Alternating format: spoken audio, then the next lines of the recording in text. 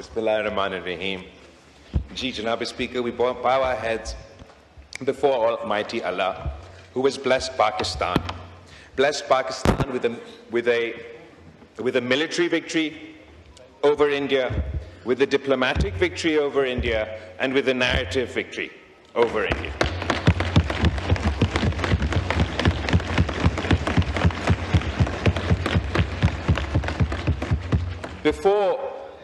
Before I speak on the budget and the responsibilities the Prime Minister entrusted me and my committee post-war on the diplomatic and narrative front, I must turn to our neighborhood, to what's happening in Iran.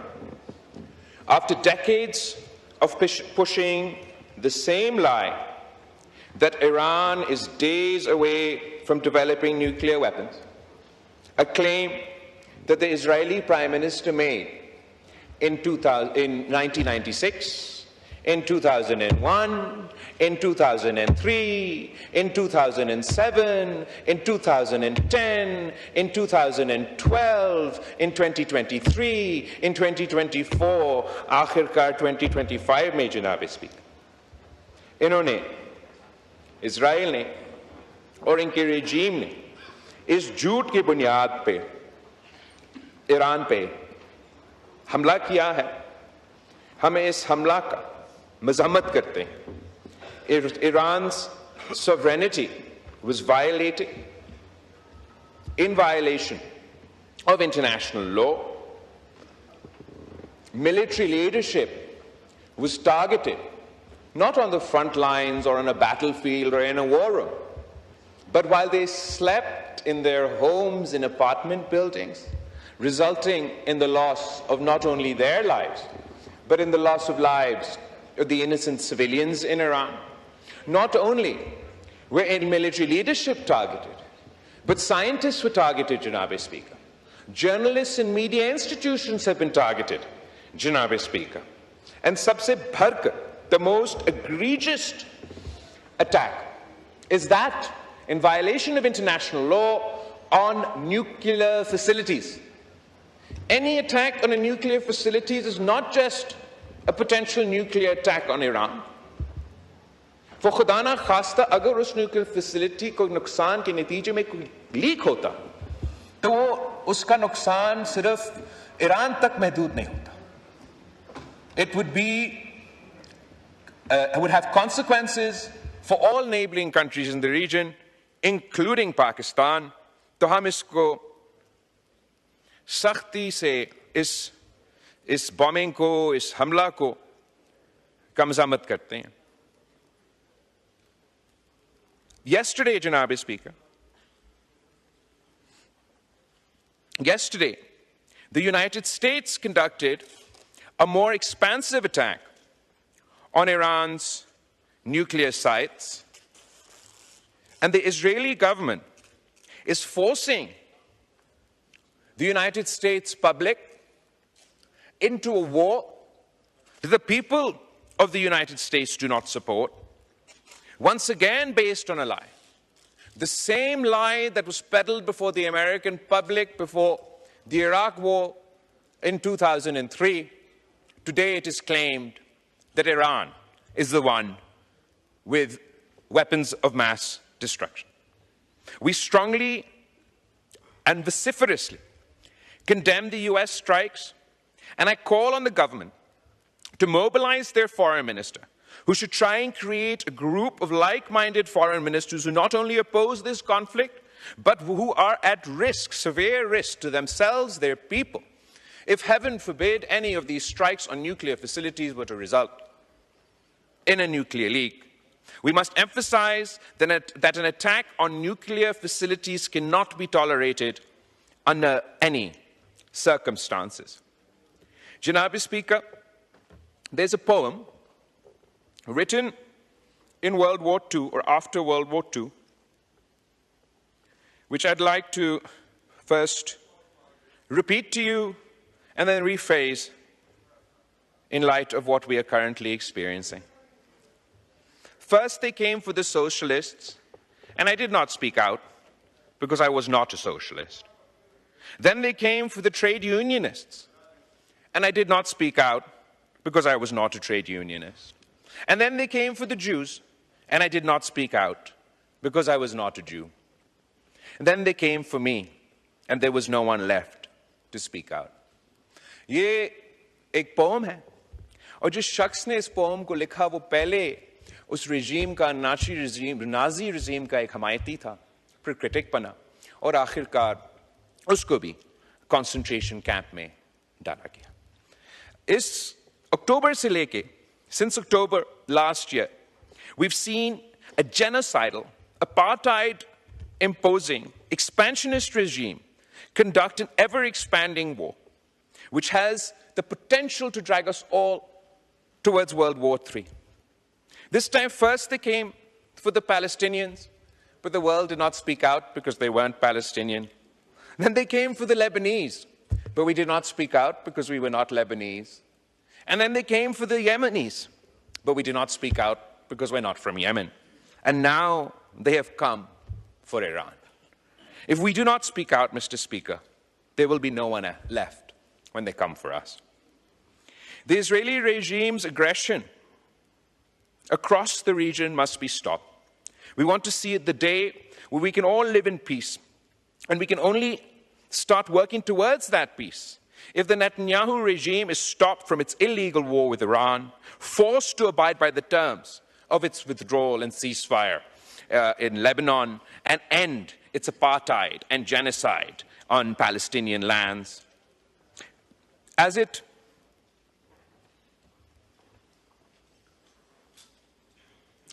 continues to bomb Iran, the world must not forget that this Israeli regime, this Netanyahu regime, is currently carrying out the forced starvation of Palestinians in the Gaza Strip. जनाब speaker, हमारे खित्ते में भी एक Netanyahu का सस्ती copy है और मैं फख्र से कह सकता हूं कि हमने इस सस्ती कॉपी को जंग के मैदान में हरवा दिया, सफारतकारी के मैदान में हरवा दिया और बयानिया के मैदान में हरवा दिया.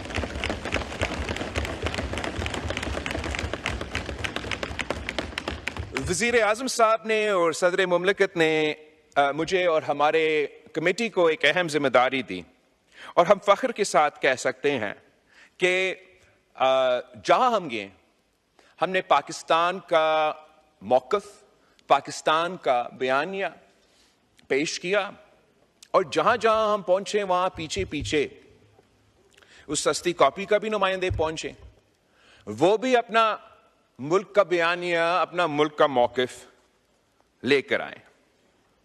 हमारा बयानिया तो अमन का पैगाम था, but peace to strength.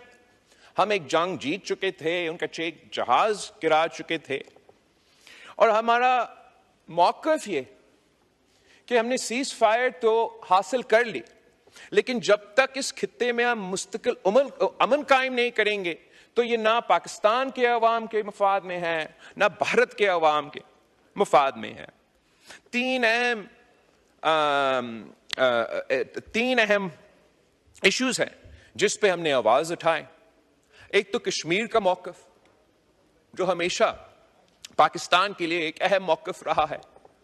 Kashmir के अवाम की जो उम्मीदें हैं, जो उनका हक है, जहाँ तक यूनाइटेड नेशंस की रेजोल्यूशंस के मुताबिक, उस पे ना सिर्फ हमने बात की है, मगर अगर आप पिछले हुकूमत का 2019 में जब कश्मीर का हमला हुआ और उनका वज़ीर आज़म यहाँ खड़ा था, मैं उधर बैठा था, और हम सब ने देखा कि उसकी रिएक्शन में हमारा वज़ीर आज़म साहब ने उस वक्त कहा कि मैं क्या करूं, आप क्या चाहते हो कि मैं भारत के साथ जंग छेड़ दूं? अगर मेरा अल्फाज आपको गलत लगे, आप वो रिकॉर्डिंग देख लें.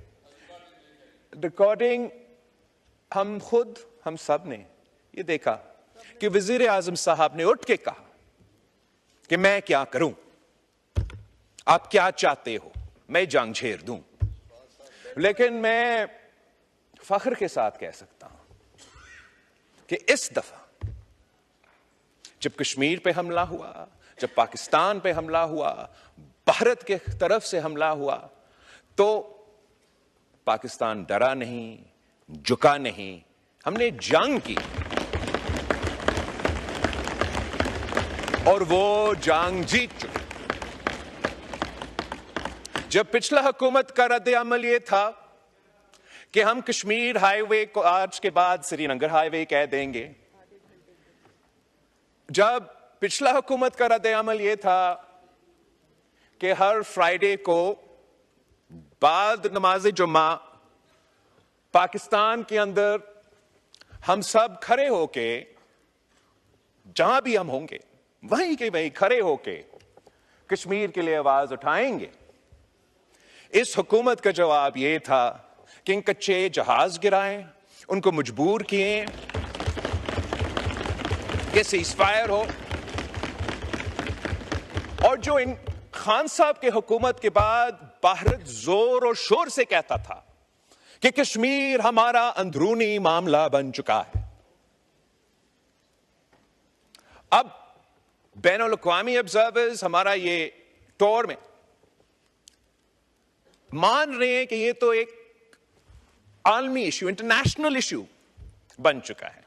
तो सबसे पहले सक्सेस ये है कि हमने कश्मीर कॉज को, जो माजी में अंदरूनी मामला में तब्दील कर चुका था, एक बैनुल अक़वामी मामला बन चुका है। ये कश्मीरियों का सबसे बड़ा कामयाबी है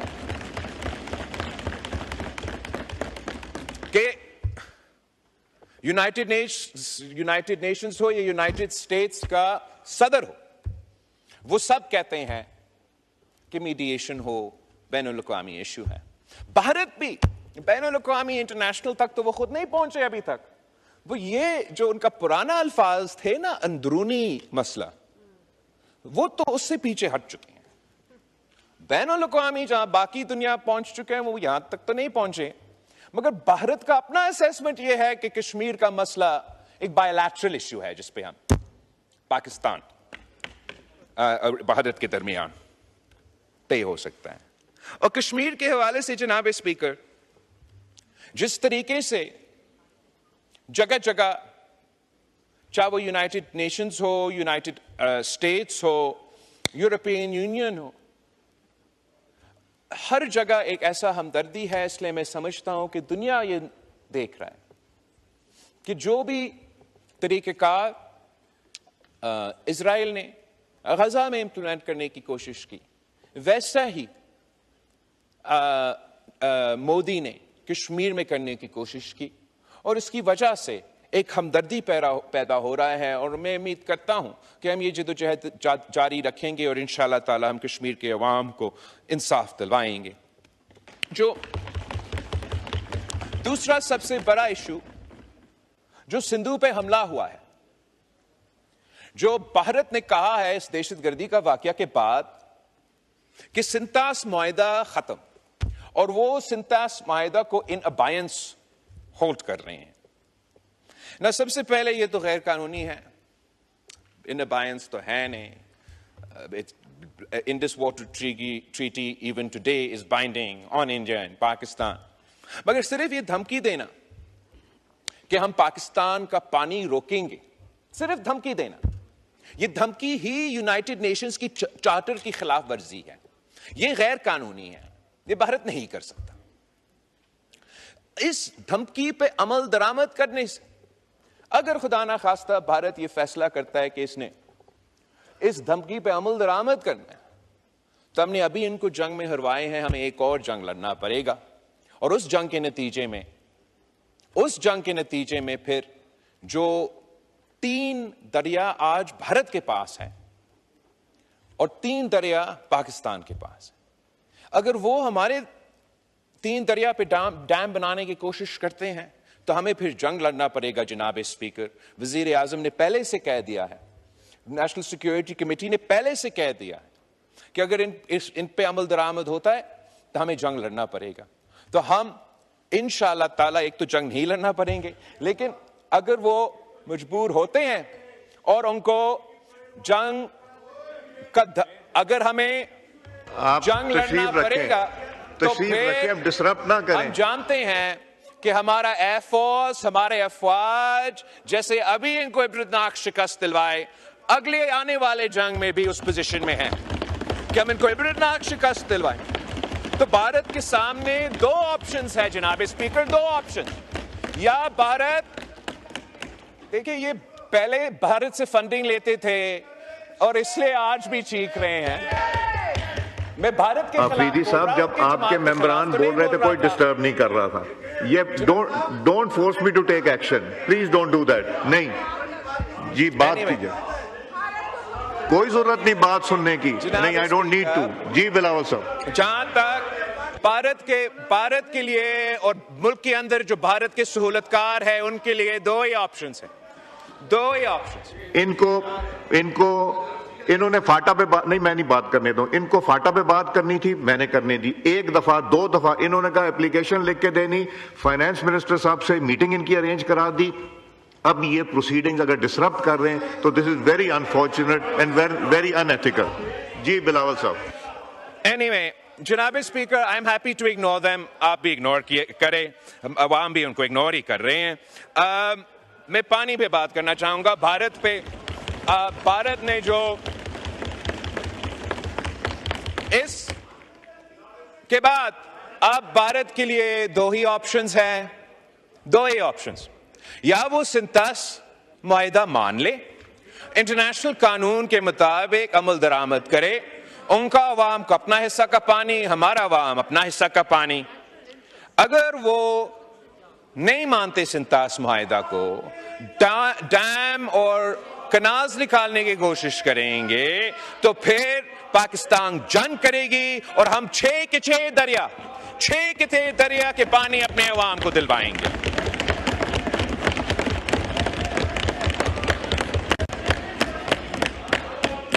तीसरा इश्यू जनाब स्पीकर, वो दहशतगर्दी का इश्यू है। और भारत ने यह कोशिश किया कि दहशतगर्दी का इल्जाम पाकिस्तान पे लगाए और उनका हमला को जस्टिफाई करें। इस मैदान में भी जनाब स्पीकर, मैं फख्र के साथ कह सकता हूं कि भारत हार चुका, पाकिस्तान जीत चुका। भारत का कोशिश ये था कि पाकिस्तान को बाकायदा एक टेररिस्ट स्टेट डिक्लेयर किया जाए।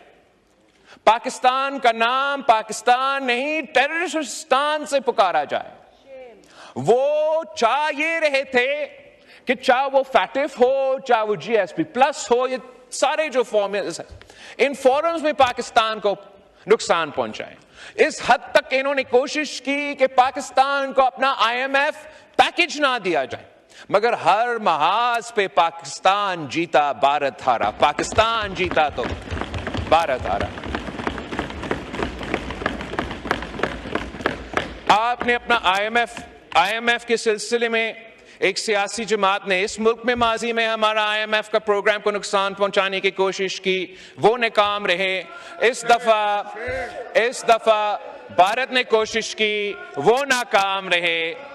जहां हम गए जनाब स्पीकर, वहां तो पीछा भारत के नुमाइंदे आए। तो जब हम यूनाइटेड नेशंस में थे और हमने यूनाइटेड नेशंस के फोरम पे पाकिस्तान की आवाज उठाए और हमारा दहशतगर्दी के हवाले से मौक़िफ़ भी प्रेजेंट किया, भारत का भी पूरा कोशिश था कि उनका मौक़िफ़ प्रेजेंट किया जाए और पाकिस्तान को UN में वो साबित करे कि हम दहशतगर्द ममालिक हैं। मगर मैं सलाम पेश करना चाह रहा हूं पाकिस्तान का फॉरेन ऑफिस को, पाकिस्तान के सफीरों को, कि हमारा वहां निकलने के बाद जैसे ही पाकिस्तान और भारत का डेलीगेशंस न्यूयॉर्क से रवाना हो गए, तो पीछे क्या हुआ? यूनाइटेड नेशंस ने यह फैसला कर लिया कि जो भी कमिटीज यूनाइटेड नेशंस में हैं, जो दहशतगर्दी को देखते हैं, जो तालिबान को देखते हैं, वहां उन्होंने पाकिस्तान को मुंतखब किया कि आप पाकिस्तान इन कमिटीज का सरबराही करे और दहशतगर्दी का। तो यहां भी अक़वाम मुत्तहिदा में जनाब स्पीकर, पाकिस्तान जीत चुका है, भारत हार चुका है। उसके बाद जनाब स्पीकर, हम अमेरिका के दारुल हुकूमत हम अमेरिका के दारुल हुकूमत वाशिंगटन डीसी पहुंचे। वहां इजराइल लॉबी के बाद अगर कोई बड़ा लॉबी है तो वो इंडियन लॉबी है, और वो इंडियन लॉबी, इजराइल लॉबी और भारत की कमेटी ने मिलकर पूरी कोशिश की कि पाकिस्तान को बदनाम करे, पाकिस्तान को नुकसान पहुंचाए, और भारत की बयानिया को कहीं न कहीं से, स्टेट डिपार्टमेंट से, व्हाइट हाउस से, कांग्रेस में, कहीं थिंक टैंक से, कहीं न कहीं से भारत का मौक़िफ़ को कोई न कोई सपोर्ट करे। मगर मैं फख्र के साथ कह सकता हूं जनाब स्पीकर कि हर महाज पे एक बार फिर भारत हारा, पाकिस्तान जीता। भारत कह रहा था कि हम दहशतगर्द हैं, हम दहशतगर्दी फैलाते हैं, और दुनिया उनके साथ है पाकिस्तान को इससे रोकने के लिए। जैसे जब हम उधर थे और फिर जैसे हम निकले, जो अमेरिका का अफवाज का अहम रहनुमा है वो अपना कांग्रेस का कमेटी से खिताब कर रहा था, और उस कमेटी का खिताब में उनका फौज ने ये कहा, अमेरिका के फौज ने ये कहा कि Pakistan has been a phenomenal partner in combating terrorism. तो ये भारत का बयानिया उनका हाउस में, उनका अफवाज की तरफ से, उनकी हुकूमत की तरफ से रद्द किया गया। वहां का जो स्टेट डिपार्टमेंट है, हमारा भी मुलाकातें हुए, उनके भी मुलाकातें हुए। उसके बाद मीडिया के इंटरैक्शन में उनका स्टेट डिपार्टमेंट के नुमाइंदे से सवाल पूछा गया कि क्या आप कश्मीर के कॉज में और भारत और पाकिस्तान का मसला में प्रेसिडेंट ट्रंप मीडिएट करने के लिए तैयार है? तो वहां भी उनका स्टेट डिपार्टमेंट का नुमाइंदा ने कहा कि जी हां, प्रेसिडेंट ट्रंप इस मसला का हल निकालने के लिए तैयार है। यह भी भारत की हार है, पाकिस्तान की जीत है।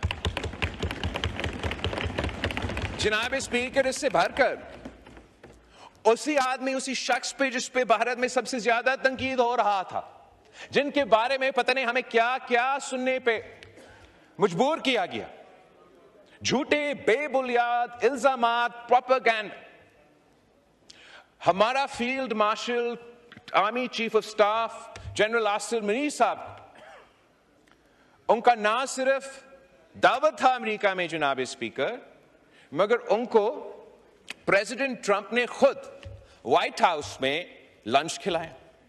अब मैं आपसे पूछना चाह रहा हूं, क्या ये किसी शिकस्त शुदा फौज को इस किस्म का दावत दिया जाता है? नहीं जनाब स्पीकर, ये मुबारकबाद देने का दावत था उस शख्स को जो उस फौज का क़ियादत कर रहा था, जिसने पूरी दुनिया की एक्सपेक्टेशंस के बरक्स, भारत जो से 7 गुना ज्यादा बड़ा ताकत है, भारत के हथियार और माल और वसाइल अमेरिका की तरफ से आते हैं, वो भारत को आगे जाके पता नहीं क्या क्या उम्मीदें रख बैठे थे। उस कामयाबी का सिलसिले में वो लंच, ना सिर्फ वो लंच हुआ, प्रेसिडेंट ट्रंप के जो भी बयानात है उस लंच के बाद आप उस पर देख लें, वो आज भी नजर आ रहा है कि भारत का बयानिया, भारत हार चुके हैं, पाकिस्तान जीत चुका है, पाकिस्तान का बयानिया सामने है।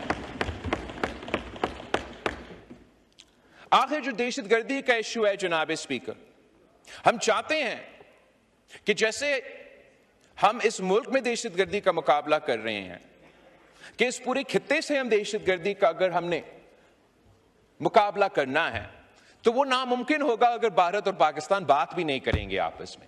अगर दहशतगर्दी के सिलसिले में हमारा कोऑर्डिनेशन नहीं होगा तो पाकिस्तान में और भारत में ये दहशतगर्दी का मसला बढ़ता रहेगा। भारत का ये कोशिश है कि दहशतगर्दी को सियासी तौर पर इस्तेमाल किया जाए और पाकिस्तान को नुकसान पहुंचाया जाए।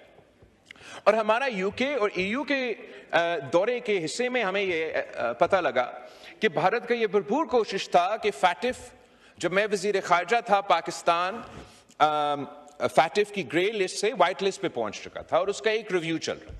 तो भारत का पूरा कोशिश था कि इस लड़ाई के नतीजे में, इस जंग के नतीजे में, इसी राउंड में पाकिस्तान को व्हाइट लिस्ट से एक बार फिर ग्रे लिस्ट किया जाए। मगर मैं एक बार फिर हमारा फॉरेन ऑफिस को, हमारा वजीर आजम को और उनकी पूरी टीम को मुबारकबाद देना चाहता हूं कि भारत नाकाम रहा, उनकी तमाम कोशिशें नाकाम रहें और इस मैदान में भी पाकिस्तान जीत चुका, भारत हार चुका। मगर जनाब स्पीकर, हमें जहां तक सीज फायर की बात है और जहां हम आज पहुंचे हैं, इस पे हम समझते हैं कि यह नाकाफी है।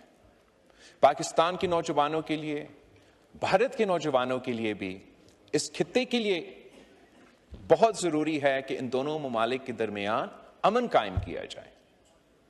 जो न्यू नॉर्मल या न्यू अब normal that Modi is trying to set for the region, कि अगर कोई दहशतगर्दी का वाकया भारत में होगा तो उसके नतीजे में ऑटोमेटिकली पाकिस्तान के साथ जंग छेड़ा जाएगा। और अगर पाकिस्तान ये पॉलिसी अपना ले कि हमारे यहां जितने दहशतगर्दी के वाकया होते हैं वो तो 10 गुना ज्यादा है भारत के मुकाबले में, आधा से ज्यादा इनके पीछे भारत का हाथ होता है या भारत का फाइनेंसिंग होता है, तो अगर पाकिस्तान में भी ये प्रेसिडेंट सेट किया जाए कि अगर यहां कोई दहशतगर्दी का वाकया होगा तो हम भी भारत के साथ जंग छेड़ेंगे, तो इसका मतलब यह होगा कि हमने अपने मुल्क का किस्मत और भारत ने अपना मुल्क का किस्मत इन दहशतगर्दों के हाथ में छोड़ दिया है। जनाब स्पीकर, यह मोदी का फैसला हो सकता है, यह हमारा फैसला नहीं हो। इस सिलसिले में जब हम अमन की बात कर रहे हैं तो हम ना सिर्फ पाकिस्तान के अवाम की जंग लड़ रहे हैं, हम भारत के अवाम का मुकदमा भी लड़ रहे हैं। मोदी का फायदा में जंग है, मोदी के फायदा में दहशतगर्दी है, मोदी के फायदा में ये सिंतास मुआहिदा और ये सारे फैसले हो सकते हैं, मगर पाकिस्तान के अवाम का फायदा और भारत के अवाम का फायदा सिर्फ और सिर्फ अमन के सिलसिले में हो सकता है। जनाब स्पीकर,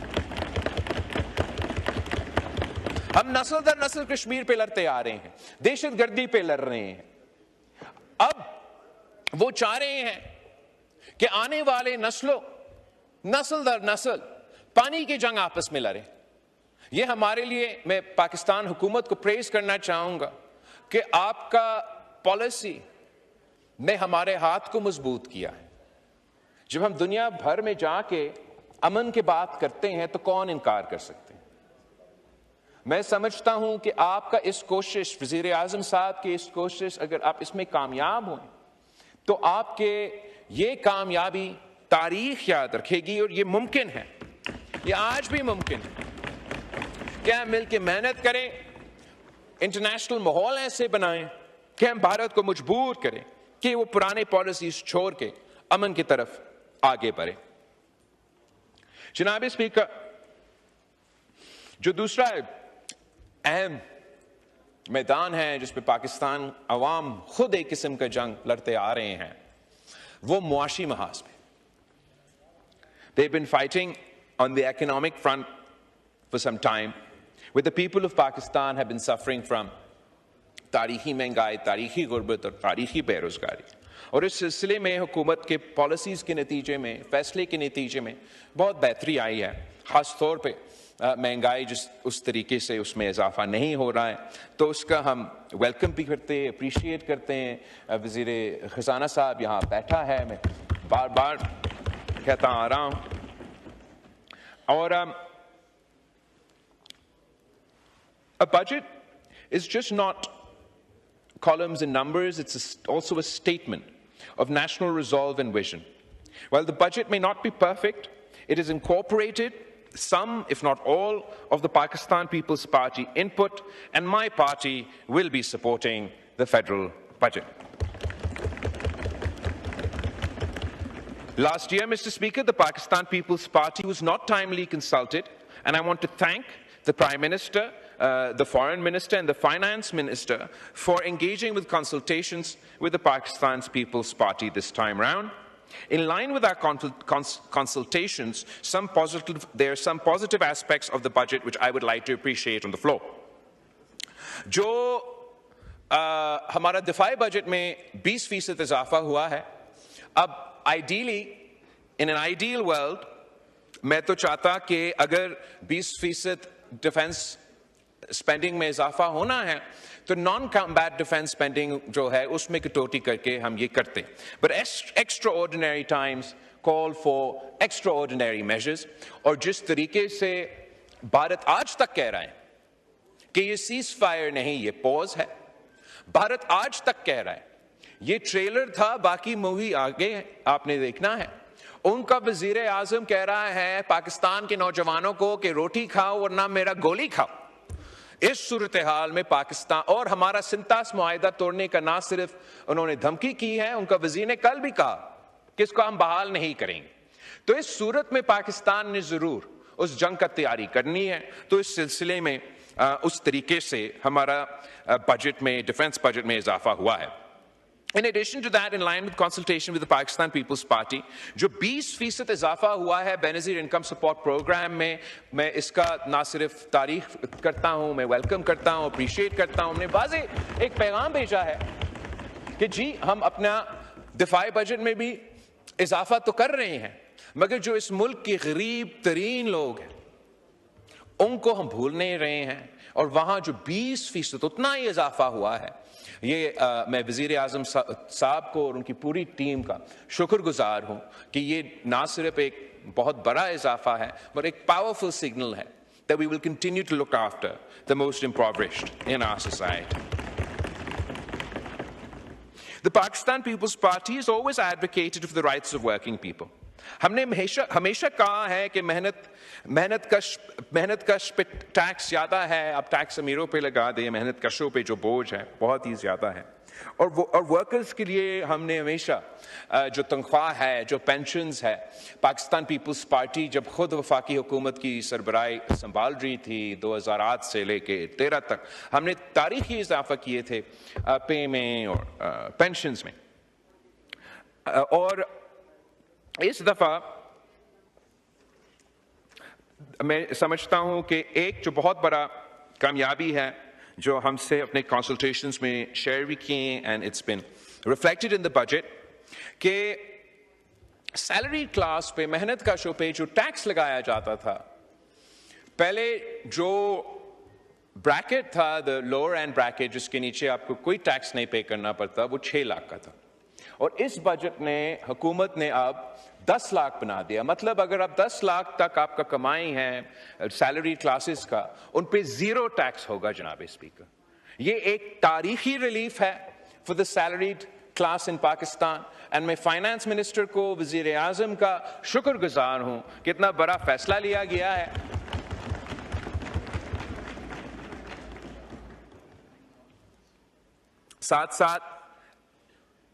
साथ साथ जो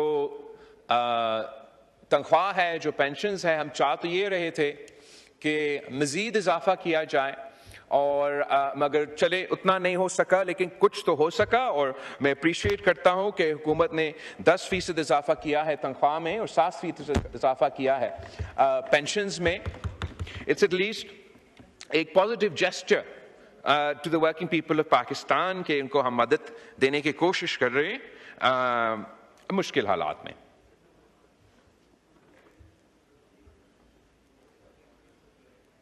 जनाब स्पीकर, कुछ ऐसे ख्वाहिशात थे पाकिस्तान पीपल्स पार्टी के जो हम चाह रहे थे मगर हम इस बजट में वो नहीं हासिल कर सके, मैं उन पे जरूर बात करना चाहूंगा।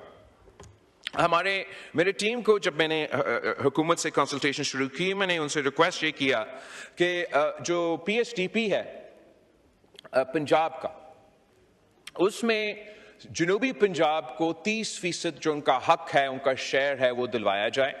इसलिए पिछली बार जब पाकिस्तान पीपल्स पार्टी हुकूमत में थी तो उस इलाके के एहसास महरूमी दूर करने के लिए हमने इंश्योर किया कि सालों साल हमारा बजट में जो PSDP है, साउथ पंजाब का जो शेयर बनता है 30%, 31 एग्जैक्ट जो परसेंटेज है, उनका हक अपना परसेंटेज के लिहाज से उनको दिलवाया जाए। जबकि इस बजट में जिस स्टेज पे हम नेगोशिएट कर रहे थे वो नामुमकिन बना, मगर वजीर आज यहाँ बैठा नहीं है, मगर उनका भी मैं शुक्रगुजार हूँ कि उन्होंने हमें ये वादा किया कि अगले बजट के लिए वो हमारे साथ पहले से बैठेंगे और इंश्योर करेंगे कि हम इस डिस्क्रेपेंसी को मजीद बेहतर करें और जनूबी पंजाब के जो परसेंटेज है उनको दिया जाए। एक दूसरा जो हमारा ख्वाहिश था, आज भी ख्वाहिश है, इस बजट में उस तरीके से हम इसको कवर नहीं कर सके, आने वाले बजट में हम देख लेते हैं कि कैसे हो सकता है, कि हम चाह ये रहे थे कि इसलिए कि पख्तूनख्वा और बलोचिस्तान दहशतगर्दी के फ्रंट लाइन स्टेट्स हैं, और दुनिया की तारीख में आप उठा के देख लें, there is never been a successful counter insurgency battle जिसमें आपने हार्ट्स एंड माइंड्स का सिलसिला, you didn't win the hearts and minds of the people, ये एक बेसिक फॉर्मूला है। अगर आप वियतनाम का जंग भी देख ले तो वो कहते हैं कि वहां भी तमाम कुव्वतें इसलिए हार चुके कि वो हार्ट्स एंड माइंड्स नहीं जीत चुके। और यही रिफ्रेम पूरा सीटी की जो पॉलिसी बना है दुनिया भर में 2001 के बाद, इसके पीछे ये एक बहुत बड़ा सेगमेंट है जो unfortunately is constantly lacking in our formulation। और आज भी हमारा ये ख्वाहिश था कि बलोचिस्तान और पख्तूनख्वा को, उनकी सूबाई हुकूमतों को वफाकी हुकूमत फेडरल फंडिंग की सूरत में सपोर्ट करे, ताकि हम स्पेशली पख्तूनख्वा के अवाम और बलूचिस्तान के अवाम जो सबसे ज़्यादा मुतासर है दहशतगर्दी के नतीजे में, उनको ख़ास मदद कर सकें। वो हम जिस तरीके से करना चाह रहे थे इस दफ़ा नहीं हो सका। मैं अपील करता हूँ वज़ीर आज़म से आज भी कि चले बजट तो पास होगा, बट आप हम सब मिल के बैठे एक ऐसा स्ट्रैटेजी बनाएं जिसके नतीजे में हम पूरा तैयारी करें कि इन दहशतगर्दों को हम जंग की बुनियादों पे भी और sort of kinetic लिहाज से भी उनको हरवा सके। मगर we have to have a hearts and minds strategy that wins over the hearts and minds of the people who we've deprived, feel dispossessed and are taken advantage of, and provide the cannon fodder to very terrorists to attack Pakistan day in day out। खास तौर पे इसलिए अब भारत खर्च कर रहा है। जब भारत खर्च कर रहा है दहशतगर्दों पे बलोचिस्तान में और पख्तूनख्वा में, तो हमें भी सोचना चाहिए कि कैसे हम बेहतर अपना रिसोर्सेज को इस्तेमाल कर सकते हैं और वहां के अवाम को हाथ से माइन जीत सकते हैं। एक सेक्टर जिसमें मैं थोड़ा मायूस हूं कि हम कामयाब नहीं हो सके, तो ये बहुत जरूरी है, वो हमारा ज़राई शोबे है। जनाब स्पीकर, ज़राअत हमारा मीशत का बैकबोन है और अफसोस के साथ कहना पड़ रहा है कि हमारा हुकूमत की पॉलिसीज ही हमारा बैकबोन को तोड़ रहा है, मीशत का बैकबोन को तोड़ रहा है। हमारा इकोनॉमिक प्रॉस्पेरिटी के लिए, हमारा फूड सिक्योरिटी के लिए हमें ज़राअत में इन्वेस्ट करना पड़ेगा। एग्रीकल्चर सेक्टर में गैर मामूली इन्वेस्टमेंट की ज़रूरत है। मगर जनाब स्पीकर, वफाकी हुकूमत ने IMF के कंधों इस्तेमाल करके तमाम सूबाई हुकूमतों को मजबूर किया कि ऐसे इक़दामात हम उठाए ज़राई शोबे में जिस पे हम प्राइवेटली भी तनकीद करते आ रहे हैं, पब्लिकली भी इनको मनाने की कोशिश करेंगे कि इस पे हम नजरसानी करें। They forced us कि आप एक तो जो एग्रीकल्चर टैक्स है कलेक्शन पे फोकस करने के बजाय इतना ज्यादा इजाफा इतना जल्दी किया गया है कि इसका तो नुकसान ही नुकसान होना दोनों तरफ, कलेक्शन में भी और इनको डिस्करेज करने में भी। खास तौर पे जनाब स्पीकर, हमें मजबूर किया गया कि हम सपोर्ट प्राइस भी ना सेट करें, साथ साथ हमें पाबंद किया गया कि हम अपने किसानों से प्रोक्योर भी ना करें। तो किसान जाए तो कहां जाए जनाब स्पीकर? इस वक्त जो नुकसान हमारे अपने पॉलिसीज के नतीजे में हुआ है, मैं कम से कम उसको जस्टिफाई नहीं कर सकता। हमें इसको रिव्यू करना पड़ेगा।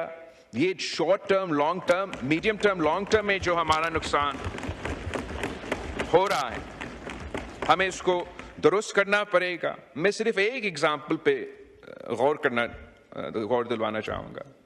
इन डिसीजंस के नतीजे में जो नुकसान हुआ है हमारा व्हीट क्रॉप को जनाब स्पीकर, पूरा मुल्क का, वो तकरीबन 800 बिलियन रुपीस ऑफ डैमेज पूरे पाकिस्तान के व्हीट क्रॉप, सिर्फ व्हीट क्रॉप के अगर आप फिगर्स देख लें, हुआ है। सिंध का नुकसान मैं आपको बताना चाहूंगा। Sindh's total loss for the wheat farmers of Sindh has been 150 billion rupees. उसमें से लड़कानों के किसानों का 24 billion rupees lost, सखर के 26 billion lost, शहीद Benazirabad 30 billion loss, Hyderabad division 22 billion loss, Mirpur खास 10 billion loss, Karachi 12 crore loss, and Thatta and Sajawal 4 billion loss. इससे ज्यादा जनाब स्पीकर पंजाब की बात करते हैं। पंजाब के फार्मर्स का लॉस कितना है? 622 billion. Bahawalpur alone 109 billion rupees loss. DG Khan 88 billion rupees lost.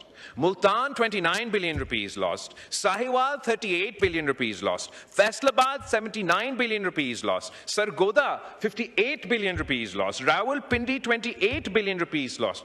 Gujarat, 46 billion rupees lost. Gujranwala, 42 billion rupees lost. Or Lahore, 57 billion rupees lost, Janabe Speaker. हमने किसानों को जवाब देना है। इस वक्त किसानों का मुआशी कत्ल हो रहा है। मैं अपील करता हूं जनाबे स्पीकर आपके थ्रू वजीर आजम को कि एग्रीकल्चर इमरजेंसी डिक्लेयर किया जाए।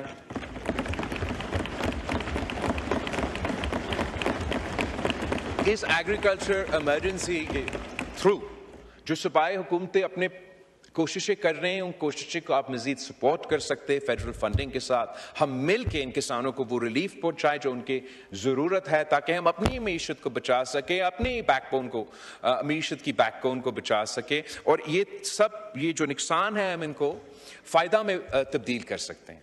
जब पीपल्स पार्टी की हमने इन्हीं टूल्स जो आपने बैन किया, इन्हीं टूल्स को इस्तेमाल करके जब सदर ज़रदारी पहली दफ़ा सदर बना था, तो हमने जो सपोर्ट प्राइसेस है जो अब उन पे पाबंदी है, उनमें इजाफा करके हमने पाकिस्तान को एक फूड इनसिक्योर नेशन, एक नेशन जिसने वीट को इंपोर्ट करता था, राइस को इंपोर्ट करता था, शुगर को इंपोर्ट करता था, एक साल के अंदर ही अंदर हमने वीट भी एक्सपोर्ट करना शुरू कर दिया, राइस भी एक्सपोर्ट करना शुरू कर दिया और शुगर भी एक्सपोर्ट करना शुरू किया। और ये कैसे किया कि जब आपके किसान खुद प्रोड्यूस नहीं कर सकते या उनका नुकसान होता है तो फिर हुकूमत मजबूर हो जाता है, उनको फिर डॉलर्स में बाहर से खरीदना पड़ता है। तो पाकिस्तान के टैक्स का पैसा इस्तेमाल करके फिर हम यूक्रेनियन फार्मर्स को फायदा पहुंचते हैं, उनका हम क्रॉप खरीद सकते हैं। सदर ज़रदारी ने वो पहले साल में ये फैसला किया कि वही पैसा जिससे हम डॉलर्स में बाहर से खरीदते थे, हम उसको रुपीज में अपने किसानों की जेब में डाल के उन्हीं से खरीद के अपना मीशत को फायदा पहुंचाएंगे। और मेरा रिक्वेस्ट ये है कि आप इस इमरजेंसी को समझें और इन आपका फैसलों पे भी नजरसानी करें और मजीद सोचें हम कैसे अपने एग्रीकल्चर सेक्टर में इन्वेस्ट कर सकते हैं। जनाब स्पीकर, कुछ ऐसे एस्पेक्ट्स इस बजट के थे जो हमारे कंसल्टेशंस के बाद भी ऐसे तब्दीलियां आई थे जो हमारे लिए मुश्किलात पैदा कर रहे थे। और उसमें भी मैं बहुत मैं शुक्रिया अदा करना चाहूँगा वज़ीर आज़म का, इसहाक़ डार साहब का और फाइनेंस मिनिस्टर था कि इन्होंने दिन रात हमारे टीम के साथ एंगेज करके हर पॉइंट पे हम कॉम्प्रोमाइज़ पे आ चुके हैं। एक तो जो हुकूमत का पहला प्रपोजल था digital tax on goods and services, Pakistan Peoples Party के एतराज़ात थे और मैं शुक्रगुजार हूँ हुकूमत का कि हमारे एतराज़ उठाने के बाद जो डिजिटल टैक्स ऑन सर्विसेज है जो गैर आईनी होता, अगर वो लागू होता वो अब नहीं होगा। हुकूमत इस मौके इससे अब पीछे हटे हैं और digital tax on services will be left to the provinces. हुकूमत ने फैसला किया तकरीबन 20% उन्होंने टैक्स लगाना था सोलर पे। पाकिस्तान पीपल्स पार्टी के मेरे नुमाइंदे के बहुत सख्त एतराज़ात थे इस पे, इसलिए हमारे अक्सर इलाके में ज़्यादातर इलाके जहाँ से हम मुंतखब होकर आए हैं 16 घंटे 20 घंटे तक लोड शेडिंग होता है, लोग मजबूरन ये सोलर इस्तेमाल करते हैं। And I am very grateful to the government कि हम इस टैक्स को आधा किया है और अब 10% टैक्स लगेगा। हमारा ख्वाहिश ये होगा कि आगे जाके हम इस टैक्स को मज़ीद कम करें और जो ग्रीन एनर्जी ऑप्शंस हैं उनको कम से कम टैक्स किया जाए ताकि हम उनको इंकरेज करें। मैं जानता हूँ कि बहुत बड़े लॉबीज़ हैं जो पहले भी चाहते थे, आज भी चाहते हैं कि हम एडिक्टेड हो फॉरेन हाइड्रोकार्बन्स पे, मगर पाकिस्तान को इसको अपने ग्राउंड पे खड़ा होकर रेजिस्ट करना पड़ेगा। And I really appreciate that the government has brought the solar tax down by 50% after discussions with the Pakistan Peoples Party. एक और आई थिंक खास मोहब्बत है हमारे, आज मौजूद नहीं है वरना मैं ज़रूर उनके सामने शिकायत करता, लेकिन पाकिस्तान पीपल्स पार्टी और हुकूमत के बातचीत के बाद अचानक प्लानिंग डिपार्टमेंट ने सिंध का जो हायर एजुकेशन बजट है उसको आधा कर दी जनाब स्पीकर, मतलब 50% कट। उस सूरत में आप हमें बहुत मुश्किल में डाल दिए गए, मगर हम बहुत शुक्रगुजार है ना सिर्फ वज़ीर आज़म का, डार साहब का, फाइनेंस मिनिस्टर का, कि इन्होंने नेगोशिएट करके बातचीत करके वो पूरा वापस कर दिया है, एंड अब उतना ही रखा गया है जितना वादा किया गया था।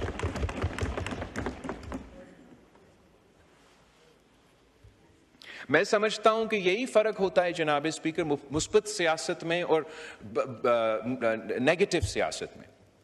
You can do opposition for the opposition sake और you can oppose for a cause. और जो पाकिस्तान पीपल्स पार्टी का एक्सपीरियंस रहा है कि चले हम कैबिनेट में मौजूद नहीं है, लेकिन हम कौम के नुमाइंदे हैं, हम इधर मुंतखब होकर आए हैं उनके वसाइल पे बात करने के लिए, हुकूमत से सियासी तौर पे, जमहूरी तौर पे इंगेज करके हम अपने जो ख्वाहिशात है या अपने जो अवाम के मुतालबे हैं वो हुकूमत तक पहुंचा सकते हैं। और उस तरीके से इस बजट में ऐसे ऐसे चीज़ें शामिल कर चुके हैं जिससे मैं अब खुशी के साथ हुकूमत के साथ वोट करूँगा। और मैं अपोजिशन से भी या अपोजिशन में बैठे हुए जमातों से भी अपील करता कि जब तनकीद करना आपका हक होता है, आप तनकीद करें। यह भी एक रास्ता है कि अगर ऐसी जगह है जहां आप समझते हैं कि कोई मुस्बत तब्दीलियां आ सकते हैं, तो आप हुकूमत से बात कर सकते हैं, हमसे बात कर सकते हैं, और हम एक पॉजिटिव प्रपोजल्स हुकूमत के सामने लेकर आ सकते हैं जिसका फायदा वहां हो सकता है जहां आप मुंतखब होके यहां आके बैठे हैं, जहां आपका रोल है बतौर ऑपोजिशन कि आप ऑपोजिशन करें।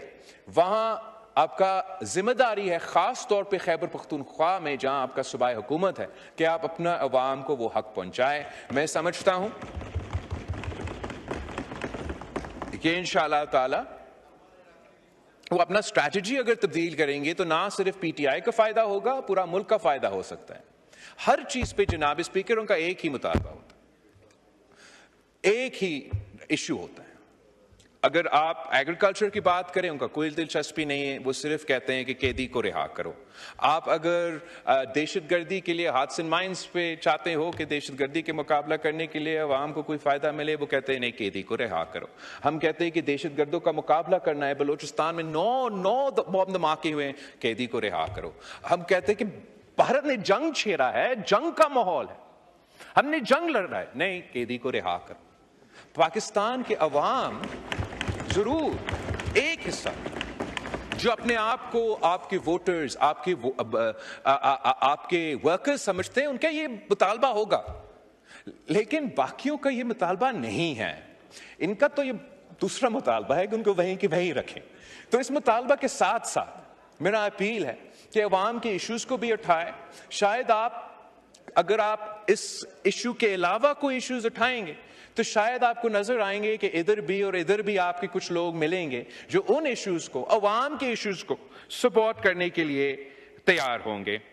जनाब स्पीकर, कंक्लूड करने से पहले मैं एक जरूर इस बात पे गौर करना दिलवाना चाहूंगा कि जो भारत ने ये ऐलान किया इंडस वाटर ट्रीटी के हवाले से, जो सिंधु पे मोदी ने हमला किया है, इसका दफा करना हर पाकिस्तानी का, हम सबका जिम्मेदारी है। और मैं हुकूमत से अपील करता हूं कि जो भी फैसले वो लें, चाहे वो फॉरेन पॉलिसी के लिहाज से या अंदरूनी लिहाज से, उनको इंश्योर करना चाहिए कि पाकिस्तान का केस इंडस वाटर ट्रीटी में मजबूत किया जाए, कमजोर ना किया जाए। बहुत जरूरी है कि हम ये इंप्रेशन ना दे कि पाकिस्तान इस थ्रेट को कोई इजी ले रहा है। भारत ने जो ऐलान किया और उसके बाद इंडस वाटर ट्रीटी के हवाले से 2-3 दफा अब इन्होंने जो इनका जिम्मेदारी थे वो पूरा नहीं किए। उनको जरूर हमें ना सिर्फ एहतजाज करना चाहिए अप्रोप्रिएट फोरम्स पे, मगर इंडस वाटर ट्रीटी के जरिए ही उनको चैलेंज करना चाहिए।